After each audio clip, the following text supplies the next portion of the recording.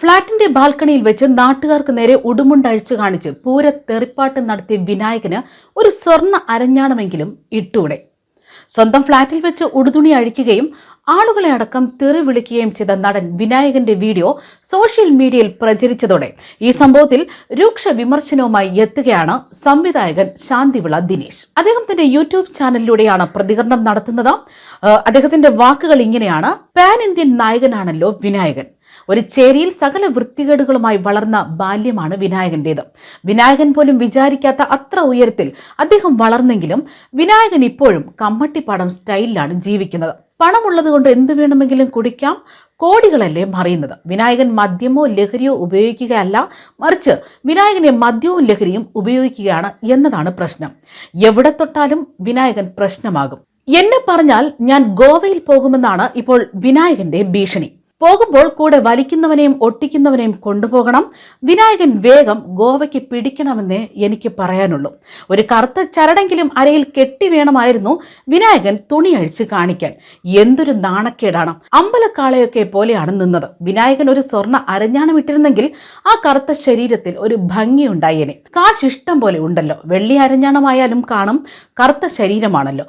ഒരു കറുത്ത നൂലെങ്കിലും കെട്ടിയാൽ ശരീരത്തിൽ മാച്ചായേനെ. വിനായകന്റെ നഗ്നത കണ്ട് ചമ്മലാണ് എനിക്ക് തോന്നിയത്. ഇങ്ങനത്തെ എംബോക്കികൾക്കൊന്നും സംസ്ഥാന അവാർഡ് കൊടുക്കരുത്. അങ്ങനെ ഒരു അവാർഡ് വാങ്ങുമ്പോൾ ഉത്തരവാദിത്തം ഉണ്ടായിരിക്കണം. ലഹരി ഉപയോഗവും തുണിയൊരിക്കലും ഒക്കെ നടത്തിയാൽ സംസ്ഥാന അവാർഡ് തിരിച്ചു വാങ്ങേണ്ട കാലം അതിക്രമിച്ചു കഴിഞ്ഞിരിക്കുന്നു. വിനായകൻ സംസ്ഥാന അവാർഡ് വാങ്ങിയത് മുതൽ സ്റ്റേറ്റ് ഗസ്റ്റ് ആണ്. അതിനാൽ സംസ്ഥാന പരിപാടികൾക്ക് PRDയിൽ നിന്നും ക്ഷണിച്ചുകൊണ്ട് കത്ത് പോകും. അങ്ങനെ ഒരു കത്തും വാങ്ങി 2 കുപ്പിയും വലിച്ചു കയറ്റി ജട്ടി പോലും ഇടാതെ സ്വതന്ത്ര ദിനത്തിൽ പിണറായി വിജയൻ കൊടി ഉയർത്തുന്നിടത്ത് പോയി ഉടുമുണ്ടഴിച്ചു കാണിച്ചാൽ എന്തു ചെയ്യും? അതിനാൽ നിയമ ഭേദഗതി വരുത്തണം. പുരസ്കാരങ്ങളൊക്കെ മാനദണ്ഡങ്ങൾ ഉണ്ടാക്കി നൽകാവൂ എന്ന് ഞാൻ പറയും. മലയാളത്തിൽ വിനായകനൊന്നുമല്ല കുടി തുടങ്ങിയത്. കുടിക്കുന്ന പലരുമുണ്ടെന്നാൽ അവർക്കൊന്നും കുടിച്ചാൽ അമ്മ പെങ്ങന്മാരെ തെറ്റില്ലായിരുന്നു, ഉടുമുണ്ട് അഴിക്കില്ലായിരുന്നു. വിനായകന്റെ നഗ്നത കണ്ടതും തെറി കേട്ടതും വിനായകന്റെ തന്നെ ജാതിയിൽപ്പെട്ട പാവം സ്ത്രീ ആയിരുന്നത്രേ. ഇല്ലെങ്കിൽ ചില ദളിത് പോരാട്ട സംഘടനകൾ ചാനൽ ചർച്ചകളിൽ വരേണ്ടതായിരുന്നു. പോക്കൃത്തരം കാണുന്നവരൊക്കെ ഇപ്പോൾ മാനസിക പ്രശ്നമുള്ള സർട്ടിഫിക്കറ്റുകൾ വാങ്ങി വെക്കുകയാണ്.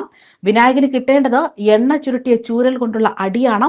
അത് കൊടുക്കാത്തതാണ് പ്രശ്നം. അതേസമയം ഇക്കഴിഞ്ഞ കുറച്ച് നാളുകൾക്ക് മുൻപാണ് വിനായകൻ താമസിക്കുന്ന ഫ്ളാറ്റിന്റെ ബാൽക്കണിയിൽ നിന്നുള്ള വിനായകന്റെ പേക്കുത്തി വീഡിയോകൾ സോഷ്യൽ മീഡിയയിൽ പ്രചരിച്ചത്. പച്ച കൈലിയുടുത്ത് വന്ന വിനായകൻ തുണിയുരിഞ്ഞ് നാട്ടുകാർക്ക് നേരെ നഗ്നതാ പ്രദർശനം നടത്തുകയും തെറി അഭിഷേകം നടത്തിയതുമാണ് വീഡിയോയിൽ. ലഹരി പിടുത്തത്തിൽ വിനായകൻ കാലുറയ്ക്കാതെ നിലത്ത് വീഴുന്നതുമൊക്കെ കാണാം.